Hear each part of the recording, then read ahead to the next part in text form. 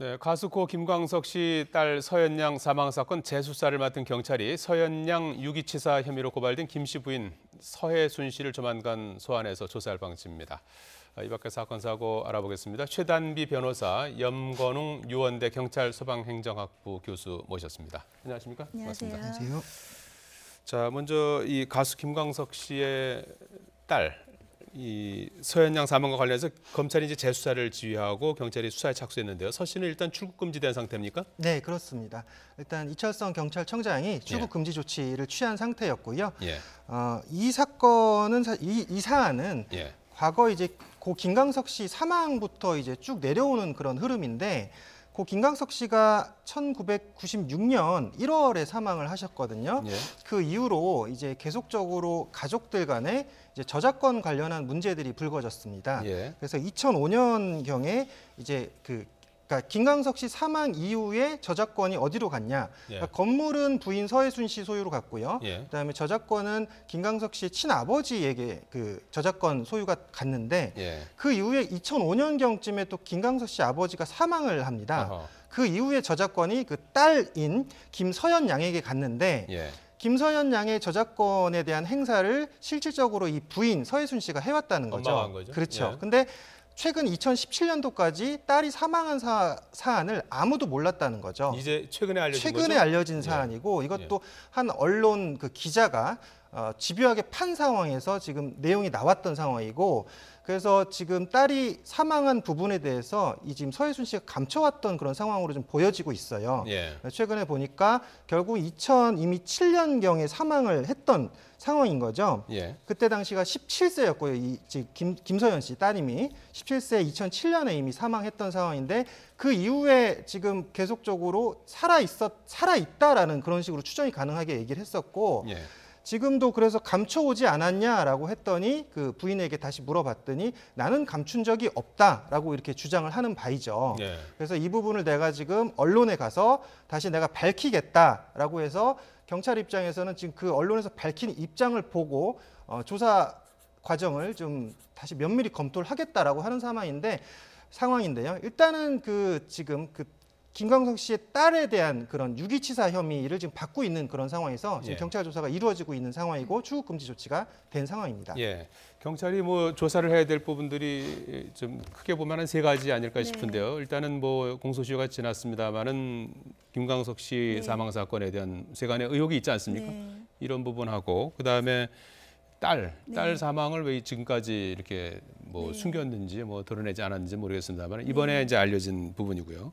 또 하나는 소송 사기 이렇게 이제 봐야 될 것 같은데 이런 부분들을 뭐 밝혀내지 않겠습니까? 네, 일단 첫 번째로 지적하신 이 고 김광석 씨의 사망의 원인 이제까지는 자살로 밝혀졌는데 말씀하신 것처럼 이상호 기자가 이것이 타살이 아니냐는 의혹을 제기를 했습니다. 하지만 이 부분에 대해서는 이 경찰청장께서 선을 그으셨죠. 이 부분에 대해서는 더 이상 수사의 대상은 아니다. 왜냐하면 벌써 공소시효가 지난 사건이기 때문에 이 부분까지는 수사를 확대하지 않을 것으로 보이고요. 지금 쟁점은 크게 2가지인데 하나는 이 딸 서현 양에 대해서는 예전에는 사망을 했을 때에는 그 당시에 여러 가지 뭐 병원의 기록이라든지 아니면 그 당시에 모친의 진술에 따랐을 때는 혐의가 없음으로 내사가 종결된 사건이었는데 10년 전에 사망했고 당시 17살이었다는 거죠. 17살이었고 그 당시에는 혐의 없음으로 내사가 종결된 사건입니다. 수사를 한 건 아니고 내사가 종결된 사건이었고요. 여기에 대해서 지금 뭐 유가족 측이라든지 아니면 그 언론사의 기자가 이것은 혹시 유기치사 혐의가 있는 것이 아니냐라고 해서 고발한 상태거든요. 그렇기 때문에 지금 이 부분에 대해서 고발을 받았기 때문에 수사가 진행될 예정이고 이 부분에 대해서는 그 당시에는 급성 이 폐렴으로 인해서 병원으로 갔다가 그날 당일에 사망을 했습니다. 여기에 대해서 과연 5일 전에 병원에서 감기로 인해서 치료를 받은 것이 있는데 그럼 5일 동안 이렇게 악화가 될 수 있느냐. 이 부분에 대해서 혹시 모친이 방치한 것이 아니냐 이 부분에 대한 이제 수사가 진행될 예정이죠. 하지만 서혜순 씨 입장에서는 국가인권위도 지금 진정을 낸 상태입니다. 나는 지금 내가 살인의 혐의로 몰리고 있다. 나를 넘어해서 몰고 있다라는 각각 첨예한 입장의 차이가 있고요.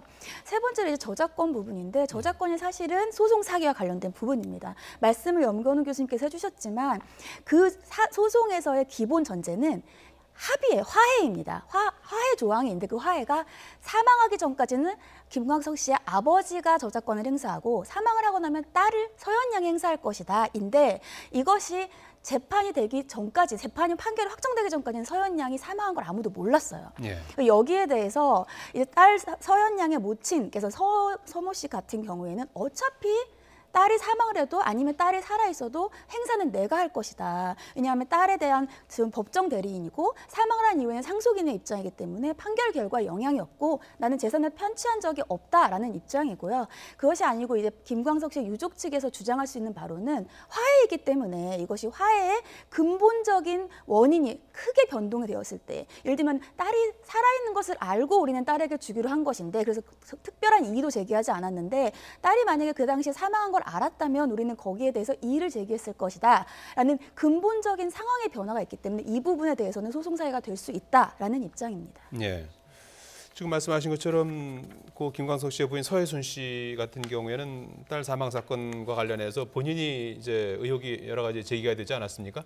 그래서 이제 이거를 국가인권위원회에다 진정을 했어요. 왜 그런 겁니까? 본인이 이제 억울하다라고 예. 이제 표현을 하는 강력한 표현이라고 볼 수가 있죠. 예. 그래서 지금 상황에서 이제 일각의 의혹들은 내가 뭐 그 의혹입니다. 사실 뭐 김광석 씨 죽음과도 관련이 있고 예. 또 아버지 죽음이 뭐 스트레스를 받게 했던 부분, 친아버지 김광석 씨 친아버지요. 그다음에 이제 딸의 죽음에 어느 정도의 관여성이 있다라고 지금 본인이 의혹을 받고 있는 그런 상황이기 때문에 이런 거에서 나는 정말 억울하다라고 해서 지금 인권위에다가 내용을 진정한 그런 상태라고 볼 수가 있습니다. 예. 염 교수님께서 보시기에는 지금 최 변호사님 말씀해 주셨습니다만은 네. 그 양쪽의 지금 주장이 첨예하게 지금 맞서 있는 부분 아니겠습니까? 네네.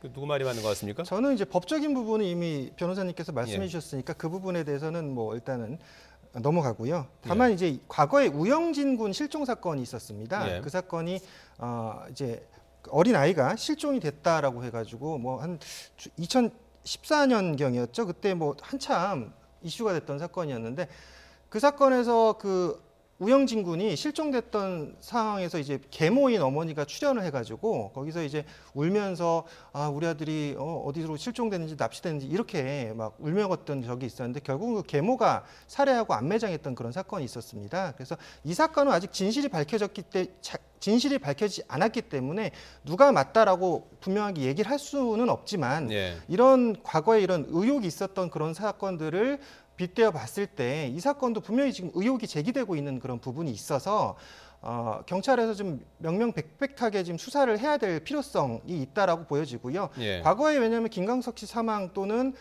그 또 지금 이 따님의 사망에 관련해서 경찰 조사가 좀 미흡했다라고 좀 보여지는 부분도 있고요. 그 여러 가지 지금 사건에 관련한 그 내용들 또 예. 조사 과정상의 증거들 뭐 또 그 현황들 예. 이런 것들이 좀 부족한 부분이 좀 보이기 때문에 예. 이런 부분을 좀 명명백백하게 발표해야 되는 게 왜냐하면 지금 가장 큰 문제는 사실 가족들 간의 분쟁에서 경제적인 문제가 가장 컸거든요. 특히나 이 저작권료와 관계된 이런 부분들 예. 그렇기 때문에 한번 이런 부분을 좀 면밀하게 발표해야 될 필요성이 있다고 보여집니다. 예. 역시 그 핵심적인 열쇠는 사망 사건을 이거 밝혀낼 수 있느냐의 부분 아니겠습니까? 당시에 이게 만약에 뭐 저 병사로 이제 끝났는데 네. 다시 이제 재수사를 통해서 사망 원인을 밝혀내면 여러 가지 뭐 의문점들이 많이 해소되지 않을까요? 고 김광석 씨에 대한 사망과 관련된 말씀 딸이시죠? 예.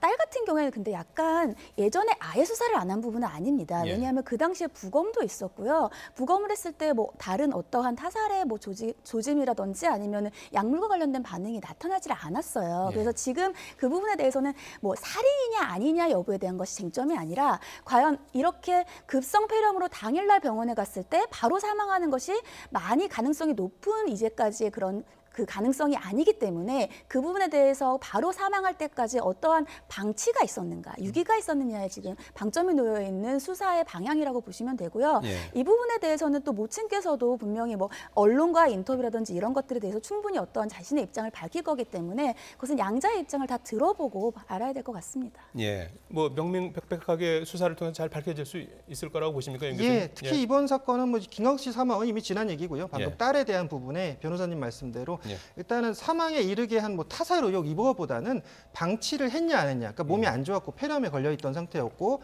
발달 장애에 예. 걸렸던 딸이기 때문에 이런 부분에서 방치를 하지 않았냐 이런 부분을 좀 조사해 봐야 될 것 같습니다.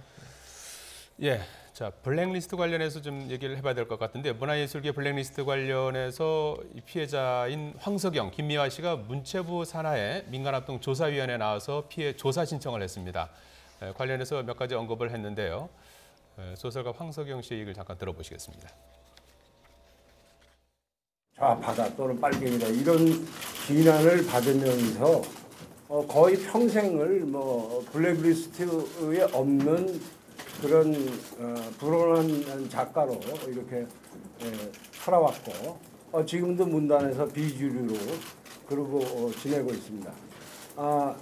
그래서 정권이 바뀌었다고 해서 이런 얘기를 또 새삼스럽게 기자들 앞에 나와서 얘기하기가 굉장히 쑥스러운데요. 개인적인 문제를 치부하고 그냥 가만히 있었으면 안 되겠다 하는 생각이 들어서.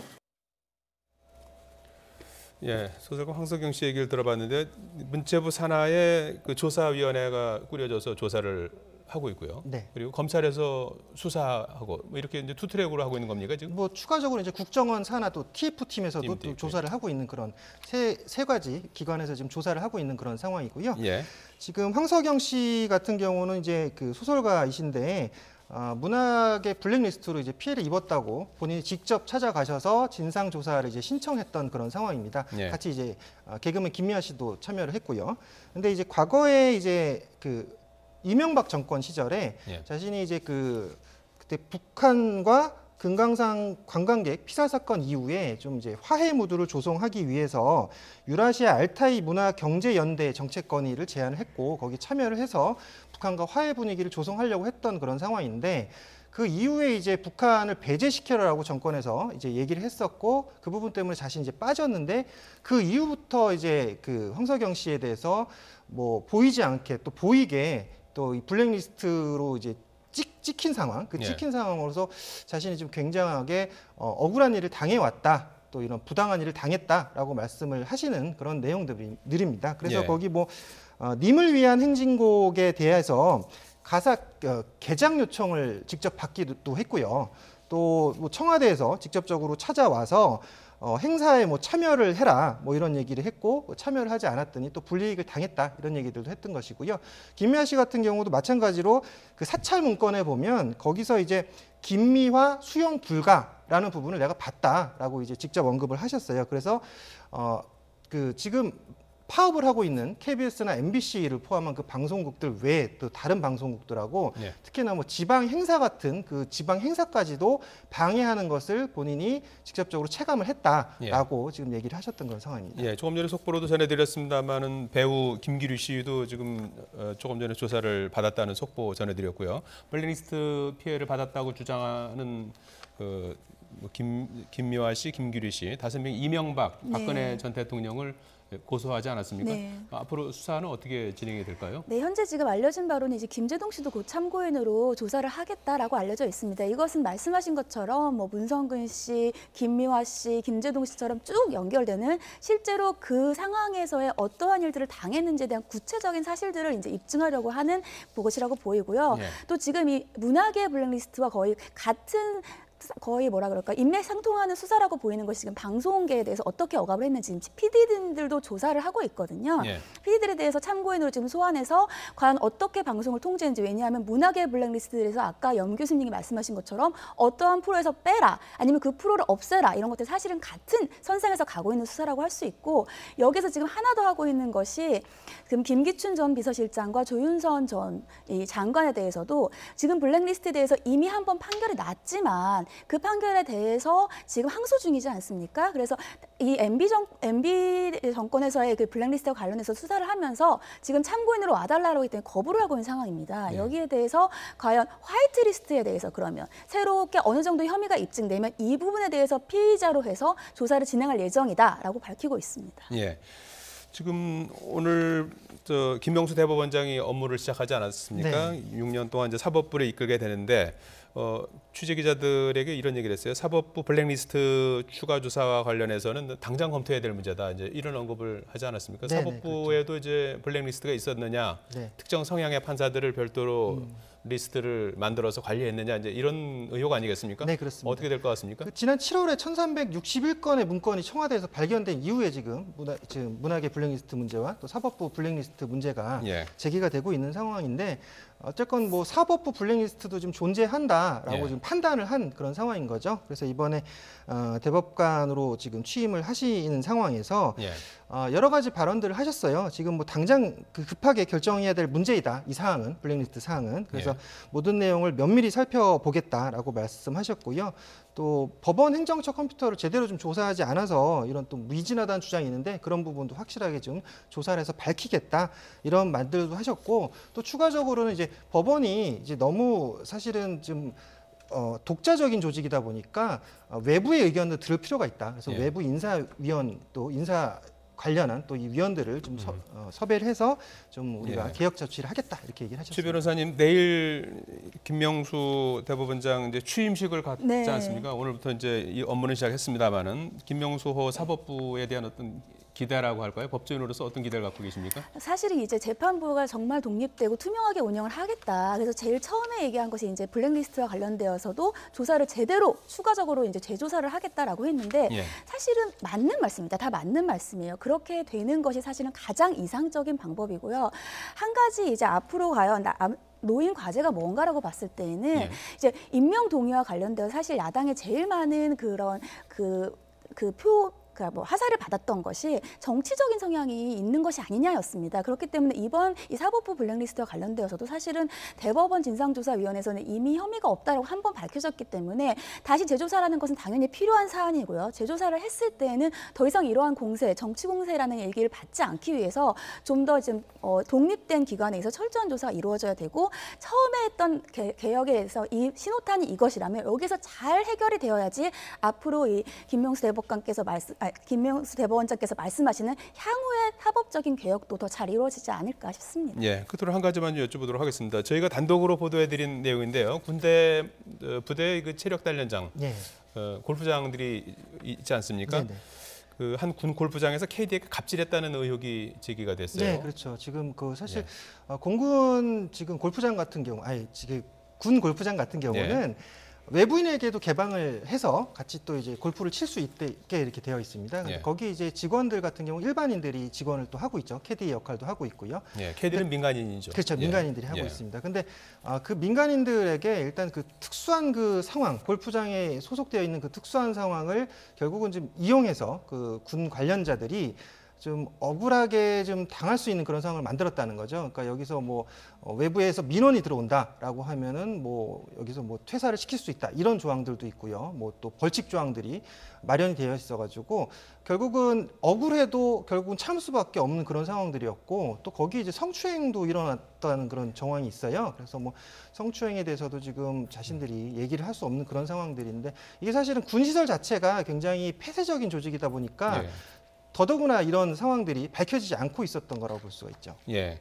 군 골프장에서 민간인 KD에게 일어난 이 갑질 사건, 이건 어떤 처벌이 가능한 겁니까? 사실상 이제 어떤 뭐 업무와 좀 무관하거나 아니면 업무의 어떤 기준에 위반되는 언행을 했다라고 한다면은 징계를 하게 되는데 이 징계 구체적인 내용이 화장실 청소를 혼자 하게 되어 있어요. 이런 경우 같은 경우에 사실은 권리행사방해라고 할 수 있습니다. 거기에다가 지금 말씀하신 것처럼 성추행이 어느 정도의 구체적인 강도인지는 모르겠지만 이것이 강제추행이라든지 아니면 남녀고용평등법에 따른 성희롱도 될 수 있어서 그 부분 같은 경우에는 어느 정도의 강도인지에 따라서 수사가 좀 이루어져야 할 것 같습니다. 예. 예, 사건 사고 짚어봤습니다. 최단비 변호사, 염건웅 유원대 경찰 소방행정학부 교수였습니다. 두 분 고맙습니다.